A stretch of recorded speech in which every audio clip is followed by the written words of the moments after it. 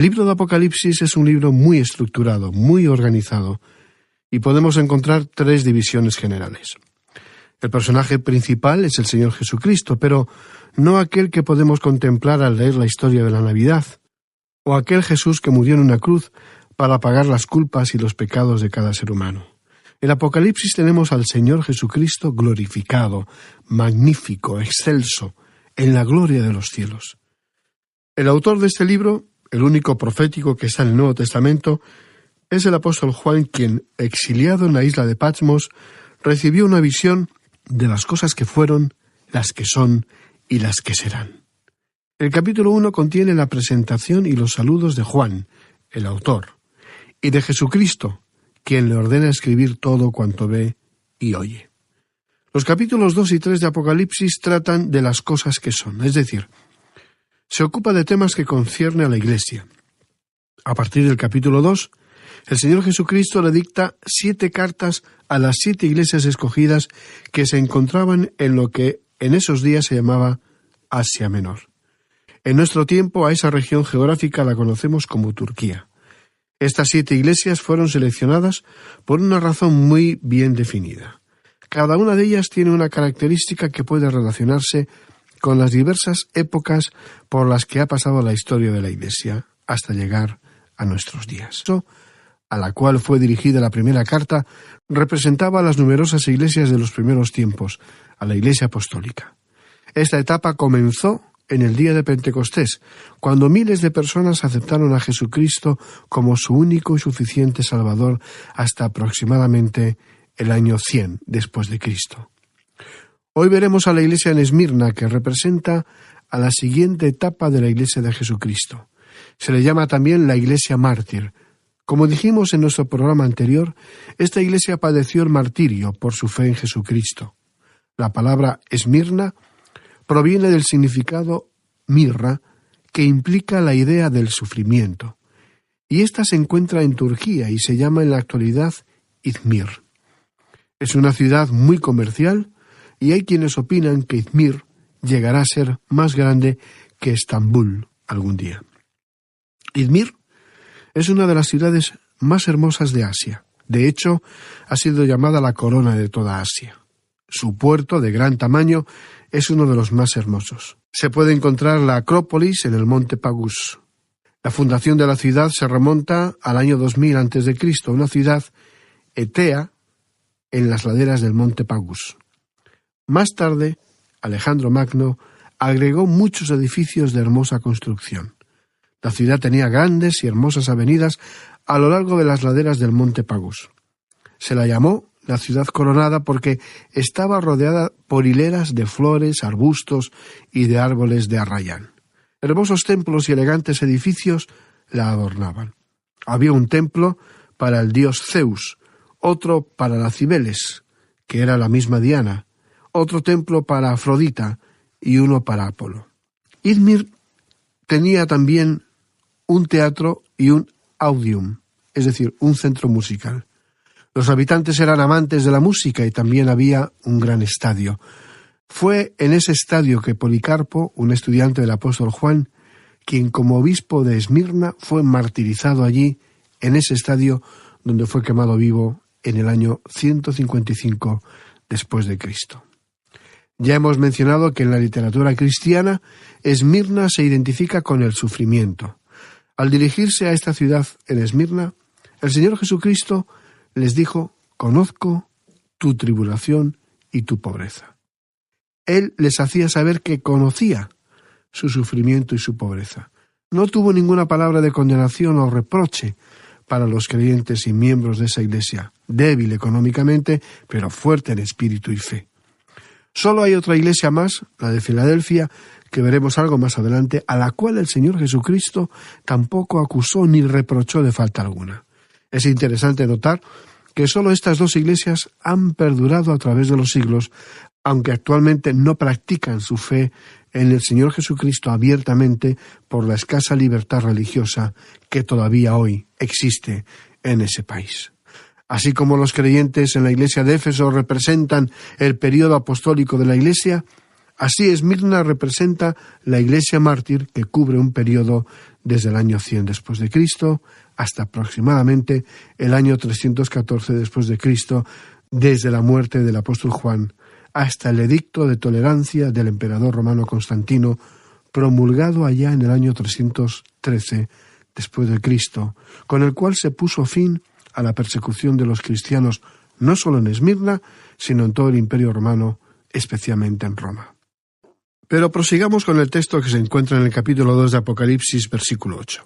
El Señor Jesucristo se dirige a esta iglesia en un mensaje muy breve.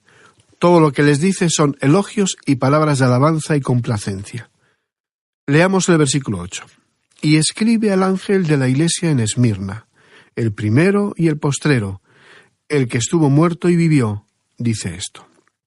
Este versículo es una referencia al capítulo 1, versículos 17 y 18, donde leemos que el apóstol Juan comenta: «Cuando le vi, caí como muerto a sus pies, y él puso su diestra sobre mí, diciéndome: no temas, yo soy el primero y el último, y el que vivo y estuve muerto, mas he aquí que yo vivo por los siglos de los siglos.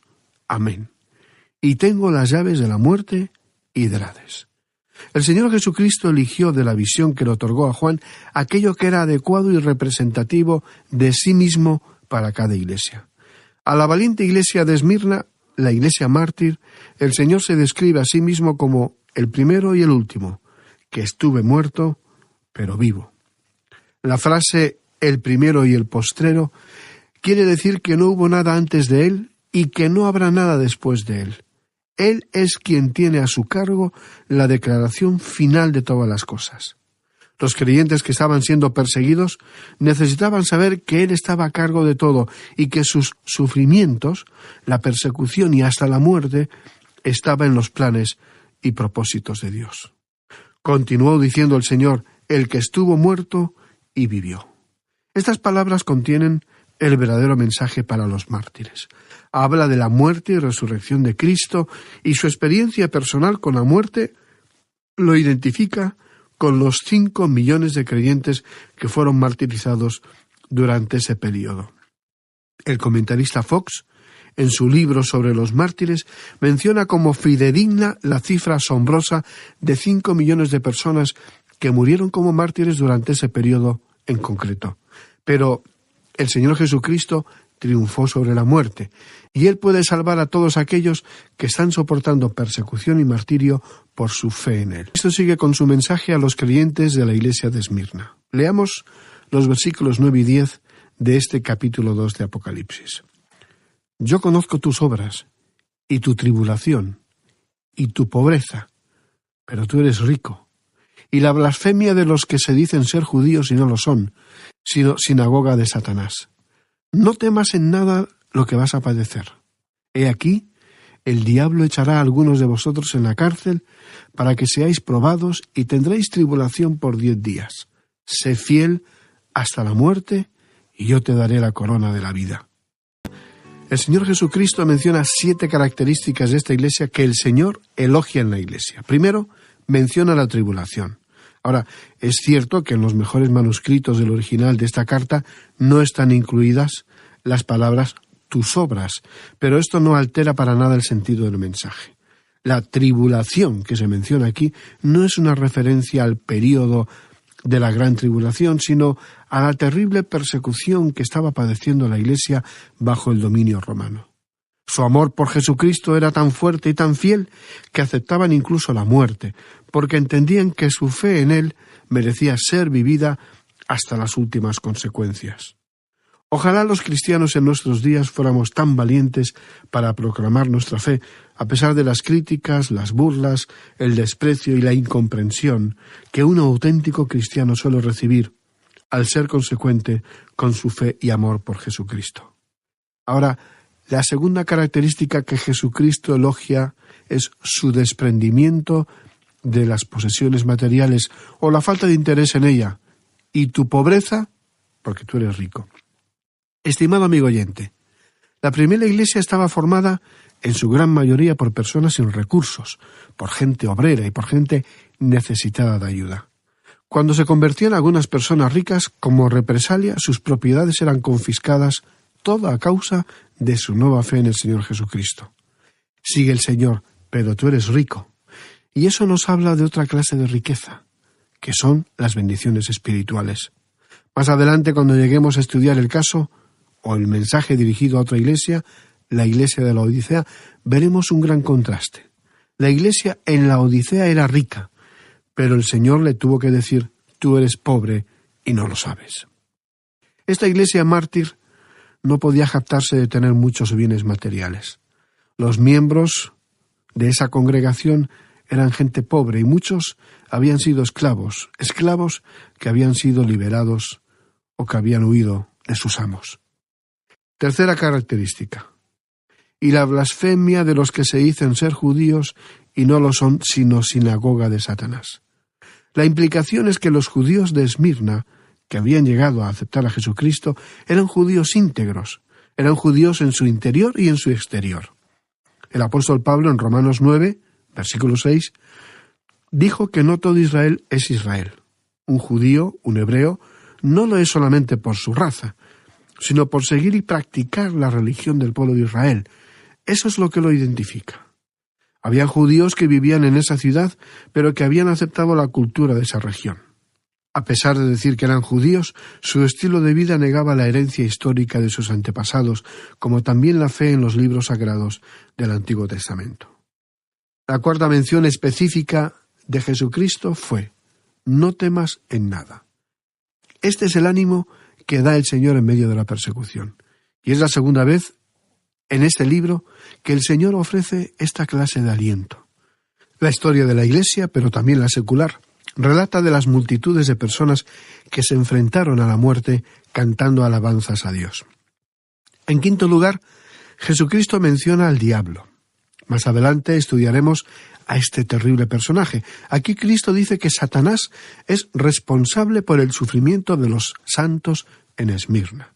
Nosotros generalmente acusamos a las personas más cercanas o a las circunstancias como instrumentos que Satanás emplea para infligir dolor, angustia o problemas. Pero el Señor Jesucristo indica la raíz misma del problema. El autor de estos estudios bíblicos, el Dr. J. Vernon McGee, contaba que él creía que podía clasificar todos los sufrimientos que padecen los hijos de Dios como juicios o castigos de Dios. Pero cuando él mismo comenzó a tener muchos problemas físicos, estaba un poco confundido. Muchas personas comenzaron a escribirle diciendo que creían que Satanás era el responsable y que esa era la explicación por la cual tenía tantos problemas físicos.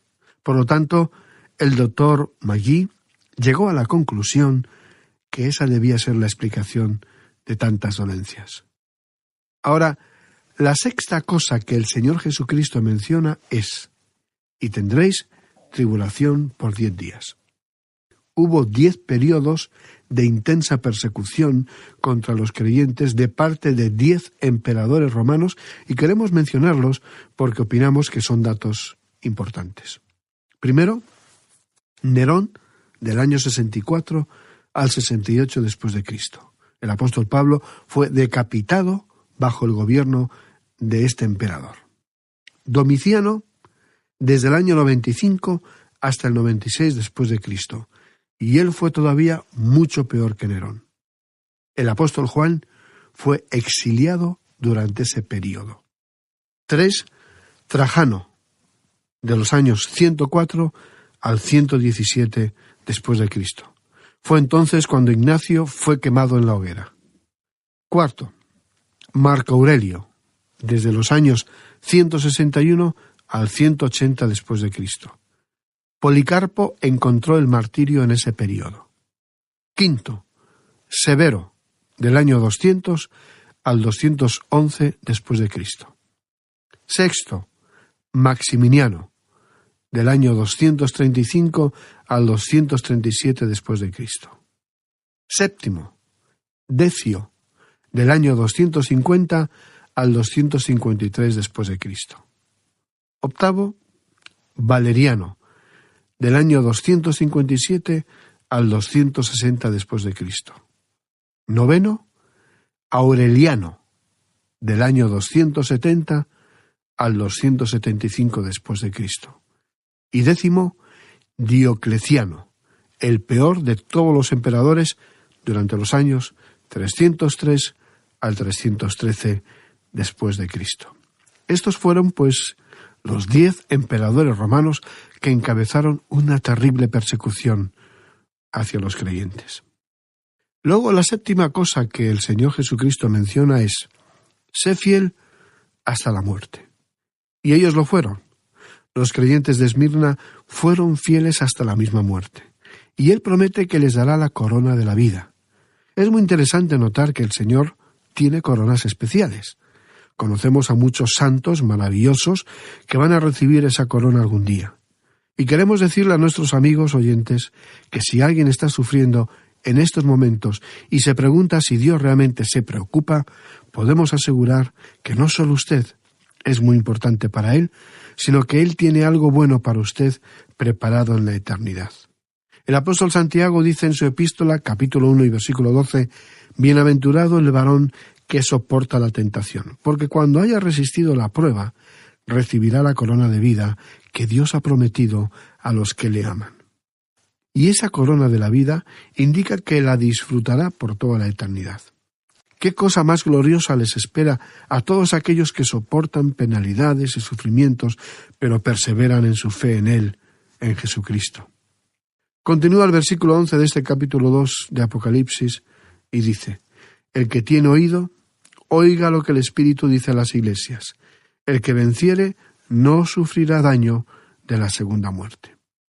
Darwin L. Moody lo expresó de la siguiente manera: «Aquel que ha nacido una vez tiene que morir 2 veces. Aquel que ha nacido 2 veces solo debe morir una vez. Y quizá ni siquiera tenga que morir una vez. No sufrirá daño de la segunda muerte». Esa es la muerte que ningún creyente va a experimentar. La primera muerte es la física, por la que todo ser humano pasa, y tiene que ver solo con su cuerpo físico. La segunda muerte es la del alma y el espíritu, una separación eterna de Dios. Eso es lo que significa la segunda muerte y por la que ningún creyente pasará. Llegamos ahora a la carta del Señor Jesucristo a la iglesia de Pérgamo. Izmir, la Esmirna de la antigüedad, es una gran ciudad que puede ser visitada cuando se viaja a Turquía. Es una ciudad moderna, con un aeropuerto y muchos hoteles. Si usted viaja unos 100 kilómetros al sur, llegará a Éfeso. Pero si viaja unos 110 kilómetros al norte, llegará a Pérgamo. Estas son 3 grandes ciudades. Eran ciudades de la realeza y competían entre sí. Izmir o Esmirna era el gran centro comercial. Pérgamo era el gran centro religioso. Y Éfeso era el gran centro político. Allí es donde permanecían los emperadores romanos. Allí hay también una hermosa avenida de edificios revestidos de mármol. Se puede contemplar el templo de Trajano con una gran fuente, y también está el templo de Adriano. Pérgamo, como se le llamaba hace muchos siglos, era la capital del reino de Pérgamo. Sir William Ramsay dijo de ella: «Era una ciudad que merecía el nombre de ciudad real, en la cima de la montaña, una gran ciudad». Era una ciudad muy bien fortificada, una ciudad real, con su acrópolis que dominaba toda la región de hermosos y fértiles valles que eran bañados por 2 ríos. Pérgamo era muy pagana, debido a sus muchos templos dedicados a Atenea, Deméter, Hera, Dionisio, Esculapio, dios de la medicina, y el gran altar de Zeus. Estaban allí, como un trono en la cima de la acrópolis. El apóstol Juan le dijo a esta iglesia en Pérgamo que allí estaba el trono de Satanás.